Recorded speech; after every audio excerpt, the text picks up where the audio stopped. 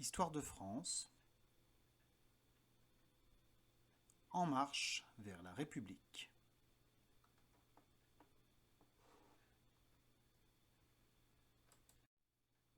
Premièrement, la Restauration, 1815-1830. Après la défaite de Napoléon en 1815, les rois de France reviennent au pouvoir, c'est la Restauration. C'est Louis XVIII, le frère de Louis XVI, qui devient le nouveau roi de France. Son frère, Charles X, lui succède en 1824. Ces rois partagent leur pouvoir avec des députés élus par les Français les plus riches. C'est ce qu'on appelle le suffrage censitaire. Napoléon, quant à lui, décède en 1821 sur l'île de Sainte-Hélène. Deuxièmement, la monarchie de Juillet 1830-1848. Le roi Charles X tente de réduire les libertés des Français, et notamment la liberté de la presse. Les Parisiens se révoltent en 1830.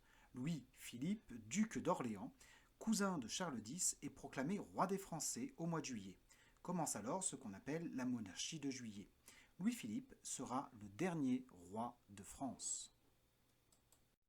Troisièmement, la Seconde République 1848-1852.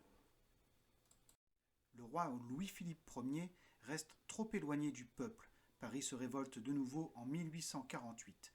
Le roi est obligé d'abdiquer et la Seconde République est instaurée. Le suffrage universel masculin est proclamé. Et c'est Louis-Napoléon Bonaparte, neveu de Napoléon Ier, qui est élu premier président de la République française. La même année, l'esclavage est aboli dans les colonies françaises.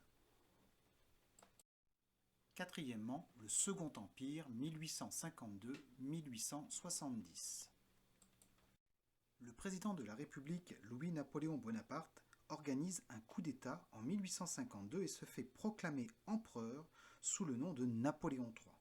D'abord très autoritaire, le pouvoir devient plus libéral grâce à des opposants comme l'écrivain Victor Hugo.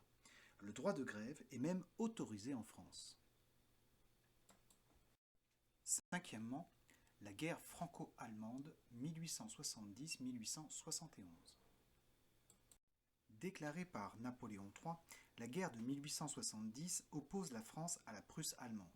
Cette guerre perdue par Napoléon III entraîne la chute du Second Empire et la création de l'Allemagne, ainsi que le début de la Troisième République. La France perd les territoires de l'Alsace et de la Lorraine au profit de l'Allemagne. Pendant cette guerre, les Français et les Allemands se battent sur une grande partie du territoire français, y compris jusqu'à Orléans. Tu peux reconnaître la place du Martroi sur cette gravure avec la statue de Jeanne d'Arc. Les combats les plus violents auront lieu à Orléans, dans l'actuelle rue des Aides, près de Saran. Tu peux d'ailleurs y voir encore aujourd'hui une sculpture commémorative de ces combats. À la fin de la leçon, tu dois être capable de connaître les conséquences de la guerre de 1870, de donner des informations sur Louis-Napoléon Bonaparte, de différencier suffrage censitaire et suffrage universel et de retracer la frise chronologique des différents régimes politiques du XIXe siècle. Voilà, si tu fais tout ça, eh bien, tu auras certainement une bonne note à ton évaluation. Bon courage! Cette vidéo pour apprendre tes leçons est terminée. Tu peux la réécouter autant de fois que tu veux.